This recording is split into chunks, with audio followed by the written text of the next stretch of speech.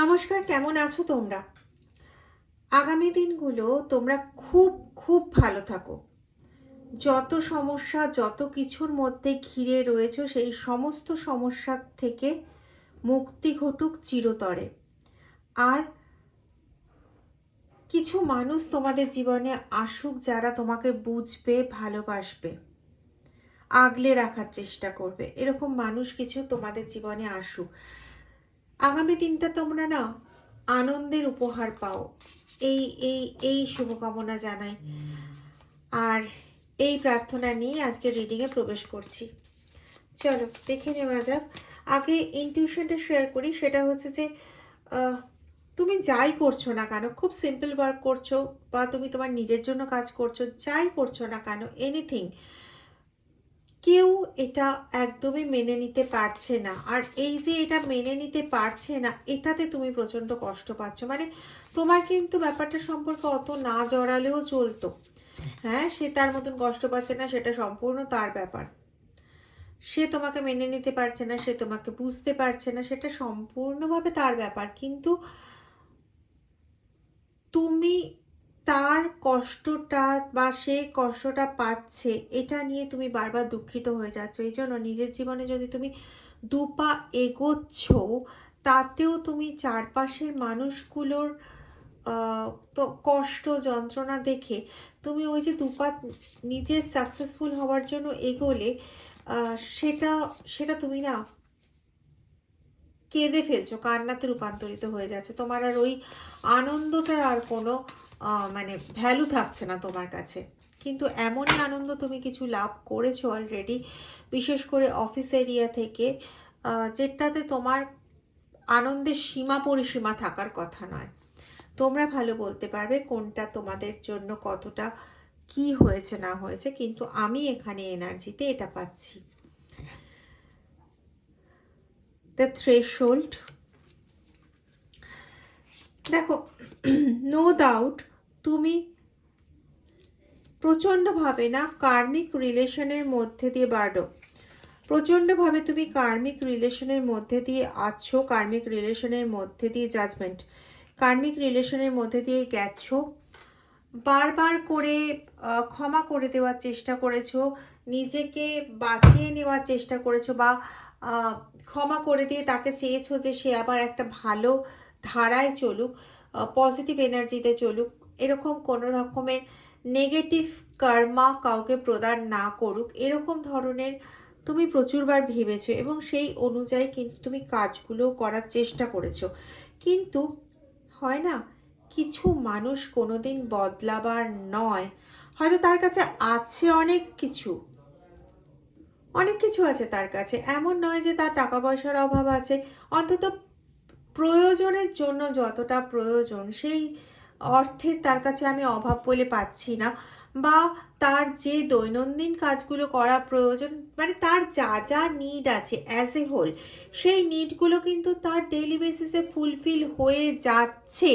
তৎসত্ত্বেও তার সমস্যা হচ্ছে সে ভীষণ নেগেটিভ, ভীষণই নেগেটিভ, এবং এত নেগেটিভ হওয়ার জন্য সে ভালো চোখে দেখতে পায় না। এখানে আমি তোমার ফ্যামিলির, মানে তোমার নিজের ফ্যামিলির প্রচণ্ড একটা এনার্জি পাচ্ছি, যেখানে এরকম ধরনের একটা এনার্জি আছে যে তোমার বাবা বা তোমার মা, তিনি তোমাকে দেখছেন তুমি প্রচণ্ড পরিশ্রম করছো, প্রচণ্ড পরিশ্রম করে তার বিনিময়ে তুমি অর্থ রোজগার করছো বা সেটা নিয়ে তুমি আনন্দে আছো। তারই হয়তো অন্য সন্তান, সেও কিন্তু রোজগার করছে, সেও কিন্তু সব কিছু করছে, কিন্তু তার কোনো কিছু ভালো হচ্ছে বলে তোমার মা বা তোমার বাবা সেটা মানতেই চান না। মানে তাদের খুব খারাপ হচ্ছে, যদি তোমার মতন সব কিছু তার হতো। এই কম্প্যারিজনটা যখন বাবা মা শুরু করে দেন না, মানে অন্য মানুষ শুরু করা একরকম, কিন্তু যখন কম্প্যারিজনটা বাবা মা শুরু করেন তখন সেটা অনেকটা বেশি নেগেটিভ হয়। হুম, মানে অনেক সময় এরকমও দেখা যায় যে হয়তো তুমি পরীক্ষা দিয়ে এসেছো, তোমার যেরকম ধরনের মেন্টালিটি ছিল যে বা প্রিপারেশন ছিল, সেই অনুযায়ী তুমি জানতে যে আউট অফ 100, আমি এর কথার কথা বলছি, এখন 100 নম্বরের পরীক্ষা তো সেরকম খুব একটা জায়গায় হয় না, তো আউট অফ 100 তুমি জানো যে 99% কোশ্চেনের আনসার তুমি করতেই পারবে। 1% যদিও বা খুব কঠিন কোশ্চেন আসে তাহলে ওই হয়তো 1%টা পারবে না, কিন্তু 99% মানে তুমি ডেফিনিট, তুমি শিওর যে এটা তুমি পারবে। কিন্তু তুমি যখন এক্সাম হলে গেলে তখন তুমি দেখলে যে তুমি 99% কোশ্চেনে আনসার করতে পারলে না। হ্যাঁ, হয়তো তুমি 67% কোশ্চেনে আনসার করেছো বা 67% পাওয়ার মতন আনসার করেছো, আমি জানি না 67ই কেন মাথায় এলো। তো এবার তারপরে তুমি যখন বাড়ি গেছো, বাড়িতে গিয়ে যখন এটাকে ডিসক্লোজ করেছো, তখন দেখতে পেলে যে তোমার যে বাকি ভাই বোনেরা তারাও এক্সাম দিয়েছে, তাদেরও হয়তো এক্সাম ছিল, তো তারা এক্সাম দিয়েছে, এক্সাম দিয়ে তারাও হয়তো ওরকম 60% বা 50% বা এরকম ধরনের মানে নাম্বার করার মতন সিচুয়েশন ক্রিয়েট করে এসেছে। তো তাদের এক্সাম খারাপ হয়েছে, ওটা তাদের ভাগ্য। কারণ ওদের ভাগ্য তো খুব খারাপ, ওটা তাদের ভাগ্য। হয় সে তারা নিজেরাই তোমাকে এই ধরনের কথাবার্তা কানে বলেই চলেছে এবং এটা এক ধরনের কার্মা ক্রিয়েট হচ্ছে তোমার জন্য। আর দ্বিতীয় না হলে পরে ওই যে তোমার বাবা বা মা, তিনি তোমার সম্পর্কে মানে তোমার সম্পর্কে এটা বলছেন যে কি তুই কি পড়াশোনা করলি এতদিন ধরে, কি করলি, এই ও কোচিংয়ে যাচ্ছিস, টাকার ধ্বংস করছিস, এই করছিস ওই করছিস, অথচ এই উত্তর করে এসছিস, ছি ছি ছি ছি ছি এরকম। আর তার বাকি সন্তানদের জন্য, না বাবা ঠিকই তো করেছো, এত কঠিন প্রশ্ন হলে কি করবে, তাও তুমি অনেক উত্তর লিখেছো।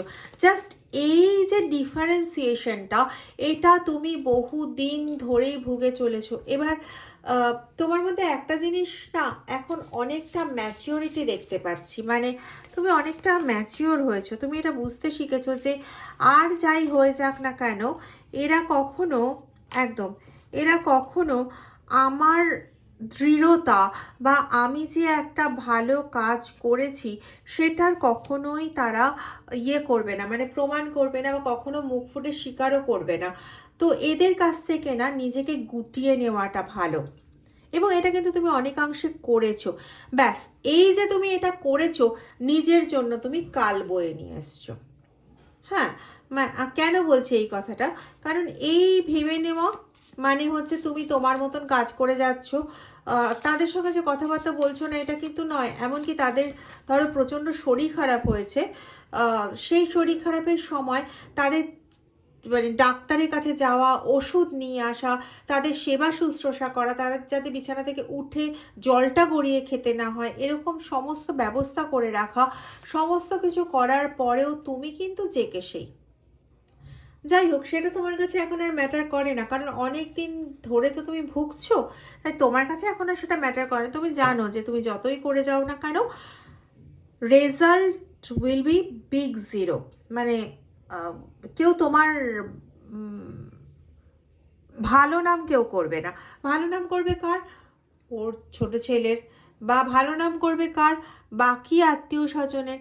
আমি না এরকমও এনার্জি পাচ্ছি যে ঘরের কাজের লোক যে থাকে সে তোমার থেকে অনেক ভালো, সে এটা করে দেয়, ওটা করে দেয়, সেটা করে দেয়, তুমি তো কিছুই করো না, এরকম টাইপের একটা এনার্জি পাচ্ছি। ঠিক আছে, দেখো দ্য মাদার তোমাকে এখন ওই যে বললাম না যে তোমার একটা এনার্জি শিফটিং ঘটেছে, যে তুমি ঠিক আছে আমি আর এখন আর প্রত্যাশা করি না। যারা কার্মিক রিলেশনে আছে সেই কার্মিক রিলেশনের সঙ্গে কর্তব্য ওই পর্যন্তই, কিন্তু তাদেরকে বুঝিয়ে শুনিয়ে আমি আমার নিজের জায়গায় নিয়ে আসব বা আমার মতন করে তাদেরকে গড়ে তুলব চেষ্টা করেছো, কারণ তারা ছোট ভাই বোন ছিল, বা এমন কোনো মানুষের সঙ্গে তোমার আলাপ হয়েছে যারা পাড়ায় খুব কাছাকাছি থাকে এবং তোমার থেকে ছোট, তো তুমি তাদেরকে রেকটিফাই করার না প্রচুর চেষ্টা করেছো। কিন্তু কি হবে চেষ্টা করে, তুমি চেষ্টাটা করেছো ওটাই সার হয়েছে। তো এটা তুমি দিনের পর দিন দেখে তুমি যখন এটা বুঝেছো, তখন তোমাকে মাদার ক্যারেক্টার বা বলা যেতে পারে স্বয়ং মা তোমাকে এটা বুঝিয়ে দিয়েছেন যে বেটা তুই এরকম করিস না, তুই ওদের দিক থেকে কোনো রকম আশা রাখিস না। ঠিক আছে, এবং তুমি তারপরে থেকে আশা রাখা ছেড়েছো। সমস্যাটা এখানে, এটা একটু আগেও বললাম। যে তুমি তোমার নিজের মতন কাজ করে চলেছো, নিজের মতন সমস্ত কিছু করে চলেছো, নিজের অনুযায়ী যা যা লাগবে সেগুলো নিজের মতন করে, নিজের মানে কতটা টাকা পয়সা আছে তার উপর ডিপেন্ড করে সেই গণ্ডিতে তুমি চলছো। এটাও তাদের কাছে সহ্য হচ্ছে না, কারণ তারা তো তোমাকে ঝাড়ার বা তোমাকে উল্টোপাল্টা কথা বলার যে অপশানগুলো সেগুলো তারা ক্রিয়েট করতে পারছে না। তো তাদের কেন পেটের ভাত হজম হবে? এমনিতেও তাদের পেটের ভাত হজম হওয়ার কথা না। এবার ঘটনাটা তাই ঘটছে যে তাদের ভেতরে না তারা আগুনে জ্বলে পড়ে যাচ্ছে, এরকম একটা সিচুয়েশন এদের মধ্যে তৈরি হয়েছে। পিওরিটি জিনিসটা এদের মধ্যে আসছে না।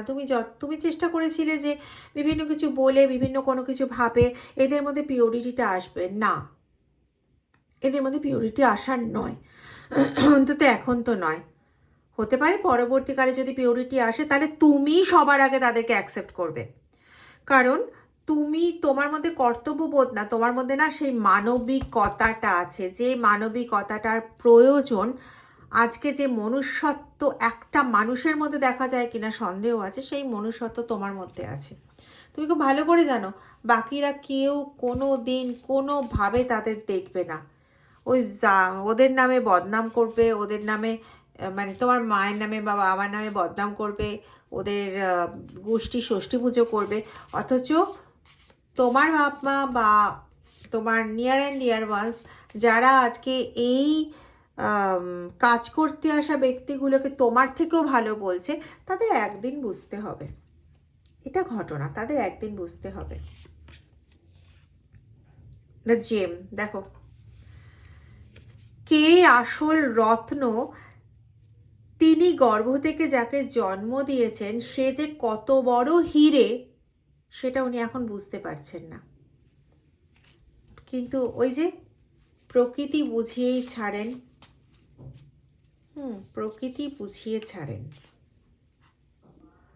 আমি পাচ্ছি এরা অনেক সময় আগে যখন এরকম সিচুয়েশন ক্রিয়েট হয়েছে, ইয়েস দ্য স্টোন, আগে এরা কি করেছে, যখন এরকম সিচুয়েশন ক্রিয়েট হয়েছে তখন নিজেদেরকে ফর দ্য টাইমিং কিছু দিনের জন্য নিজেদেরকে বদলে নিয়েছে।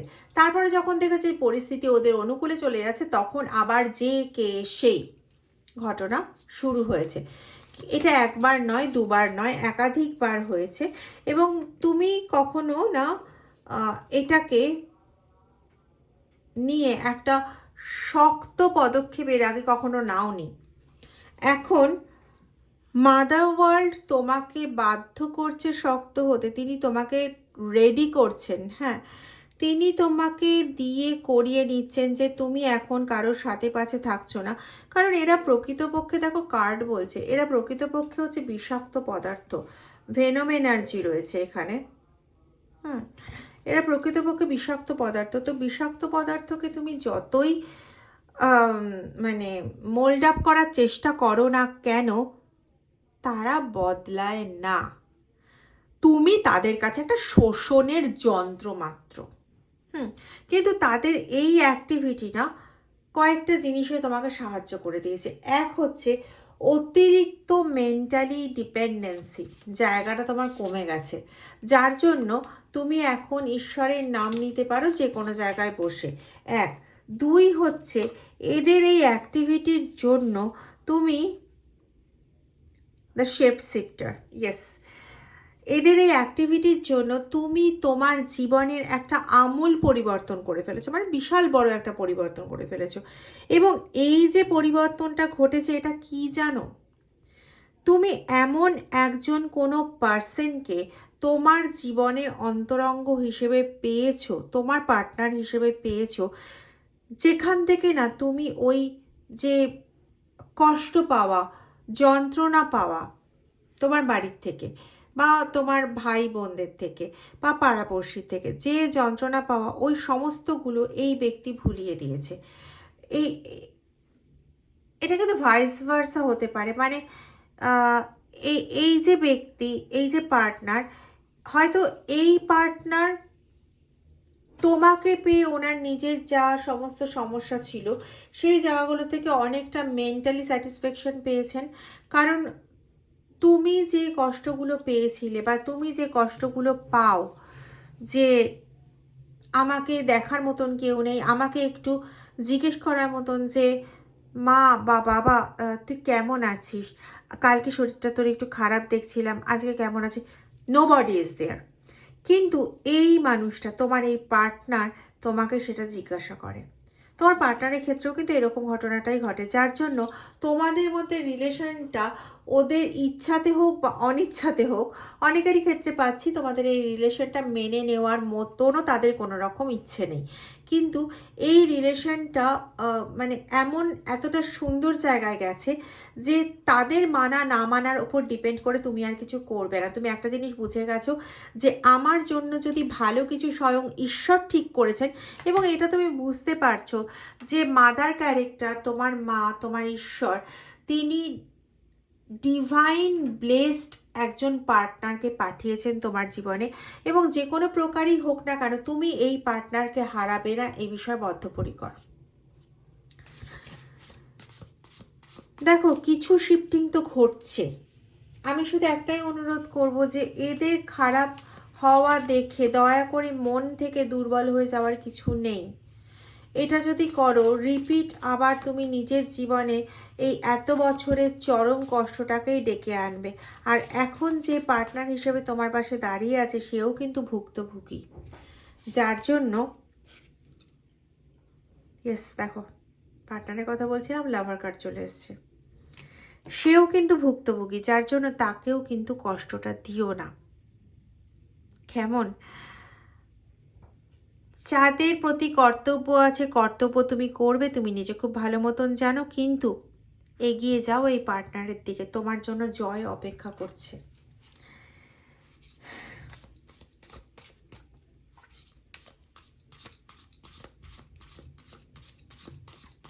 আমি কিছু মানুষকে এরকমও পাচ্ছি যে তুমি একটা সময় না বলতে, জানাতে মানুষকে যে বা তার তোমাকে দেখে বুঝতে পারতো মানুষ যে তুমি ওই সমস্ত তন্ত্র মন্ত্র বিদ্যা এই সমস্ত কিছু তুমি বিশ্বাস করো না।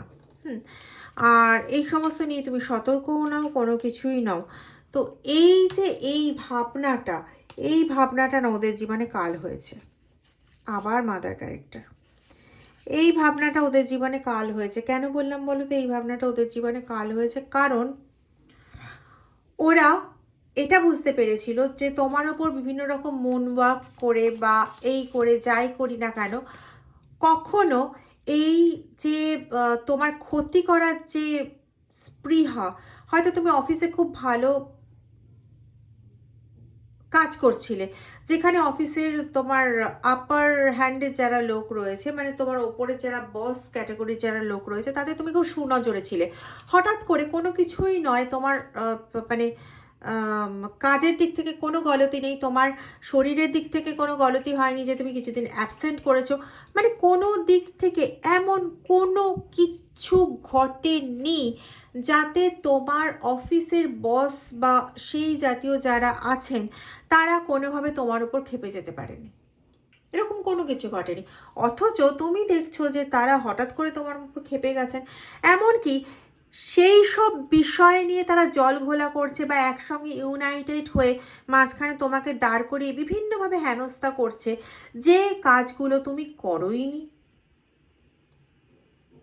মানে আমি বলতে চাইছি হয়তো কোনো ফাইলে সই করা, ফাইলটাই তোমাকে দেওয়া হয়নি, ফাইলটা হয়তো তোমার টেবিলে রেখে দেওয়া হয়েছিল। এরকম অনেক সময় অনেক ফাইল টেবিলে রেখে দেওয়া হয়, কিন্তু যতক্ষণ না পর্যন্ত তোমাকে অর্ডারটা দেওয়া হলো যে ওই ফাইলটা গো থ্রু করে ওটাকে সাইন করে তোমাকে আজকের মধ্যে জমা করতে হবে, ততক্ষণ পর্যন্ত তুমি কি ওটা করছো না? তো কারণ তোমার হাতে তো বাকি কাজগুলো রয়েছে, তুমি তাহলে ওই কাজগুলো সেরে তারপরে নিশ্চয়ই জানতে চাইবে, যদি ততক্ষণেও তোমাকে না বলা হয় যে ওই ফাইল নিয়ে কী করতে হবে, তখন জানতে চাইবে। অথচ তোমার হাতের কাজ শেষ হয়নি, তোমার টেবিলে এনে ফাইলটা রেখে দেওয়া হয়েছিল, কিন্তু তোমাকে বলা হয়নি যে ফাইলটা গো থ্রু করে ওটা সিগনেচার করে তোমাকে হয়তো 20 মিনিটের মধ্যে জমা দিতে হবে, এই কথাটাই বলা হয়নি। তো তারা এলো, এসে দেখলো তুমি ফাইল নিয়ে বসোনি, খুব স্বাভাবিক, কারণ তোমার ফাইল নিয়ে বসার জন্য কোনো রকম নির্দেশও ছিল না, তুমি ফাইল নিয়ে বসোনি। কিন্তু তারা এসে বিভিন্নভাবে জটলা করে তোমাকে মাঝখানে দাঁড় করিয়ে যা নয় তাই কথাবার্তা বলে হেনস্থা করে তোমাকে ফুল ডাউন করে দিয়ে তোমার হাত থেকে ওই কাজটা নিয়ে চলে যাওয়া হলো। এরকম ধরনের, মানে এটা আমি জাস্ট একটা এক্সাম্পল বললাম, তো এরকম ধরনের প্রচুর ঘটনা তোমার সঙ্গে ঘটে।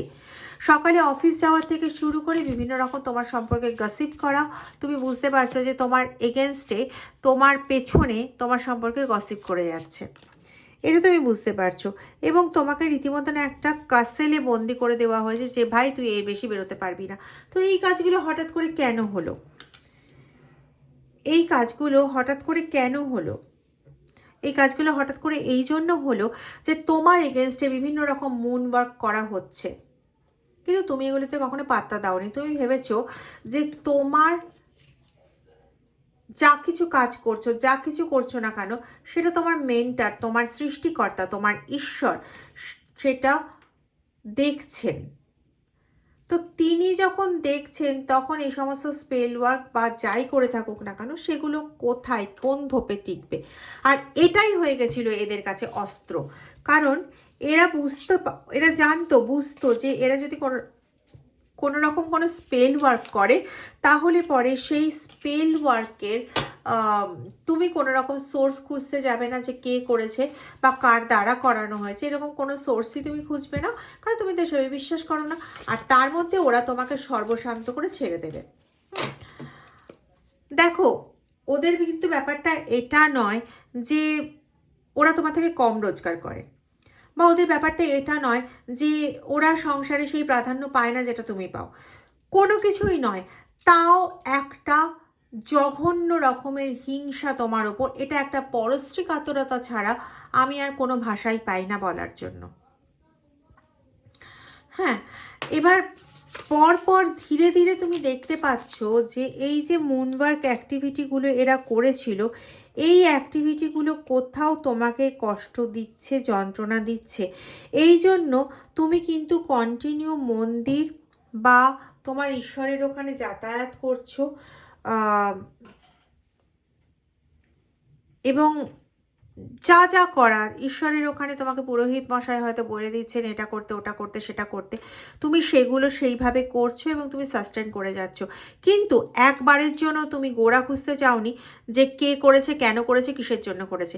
এটাই হয়ে গেছে সবচেয়ে ভালো জিনিস, যার জন্য তোমার যে মেন্টার তোমাকে সারাটাক্ষণ লক্ষ্য করে চলেছে, সেই মেন্টারের কাছে তুমি সর্বশ্রেষ্ঠ প্রমাণিত হয়েছো। তোমাকে দেওয়া সমস্ত রকম পরীক্ষায় তুমি জয়যুক্ত হয়েছো, যার জন্য উনি তোমাকে সমস্ত কিছু, এমনকি তোমার সেই পার্টনার, তাকে তিনি উপহার দিতে চলেছেন। তোমার অফিসের জায়গা তিনি কমপ্লিটলি ঠিক করে দেবেন। এবং শুধু এই টক্সিক পারসন, এই কার্মিক রিলেশনগুলোর থেকে তোমার জন্য একটা ব্যারিয়ার উনি ক্রিয়েট করে দিচ্ছেন, যে ব্যারিয়ার পেরিয়ে তুমি আর ওদের সঙ্গে কোনো রকমভাবে যুক্ত হয়ে কোনো নেগেটিভিটিতে জড়াতে পারো। এরকম এই যে তুমি পারো, এই জায়গাটাকে উনি ধূলিসাৎ করতে চাইছেন। যদি এক কথায় বলি, উনি তোমাকে কমপ্লিটলি প্রোটেক্ট করতে চাইছেন। হ্যাঁ, সেখানে হয়তো তোমার মনে হতে পারে আমার বাবা, আমার ভাই, আমার মা, এদের সঙ্গে আমার কোনো কমিউনিকেশন রইল না, কিন্তু কিছু করার নেই। ঈশ্বর দেখছেন যে এরা কোনোদিনই তোমার ভালো করছেন না, ভালো করবেনও না। মানে তুমি মরে গেলেও এদের কিছু না, আমি খুব খারাপভাবে বললাম, এরকম কোনোটাই হবে না। যখন ঈশ্বর রয়েছেন তখন এরকম কোনোটাই হবে না, কিন্তু তুমি মরে গেলেও এদের কিছু না। এরা এতটাই নৃশংস, এতটাই পাশবিক, এতটাই অমানবিক। শুধুমাত্র অন্য সন্তানদের বা অন্য কেউ প্রিয় পাত্র তার ভালোটা দেখতে দেখতে নিজের সন্তানের ভালো দেখা যে ভুলে যায়, সে আর যাই হোক, মা শব্দটার অধিকারী কতটা আমি জানি না,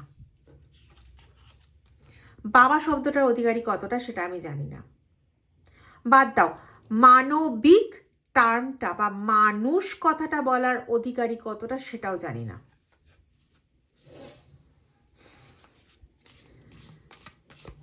যদি ভিডিওটা ভালো লেগে থাকে তাহলে ভিডিওটা প্লিজ লাইক, শেয়ার, সাবস্ক্রাইব এবং কমেন্ট করেও। আর যারা এখনও চ্যানেলটা সাবস্ক্রাইব করোনি তারা প্লিজ চ্যানেলটা সাবস্ক্রাইব করে বেল আইকনটা প্রেস করতে ভুলো না। আর যদি কেউ চাও আমার থেকে পার্সোনাল রিডিং নেওয়ার জন্য, তাহলে আমার ডেসক্রিপশন বক্সে দেওয়া হোয়াটসঅ্যাপ নাম্বারে হোয়াটসঅ্যাপ করে আমার সঙ্গে যোগাযোগ করো। প্লিজ কল করো না, আমার কল ধরার সেরকম সময় হয়ে ওঠে না। হর হর মহাদেব, ওম নমঃ শিবায়।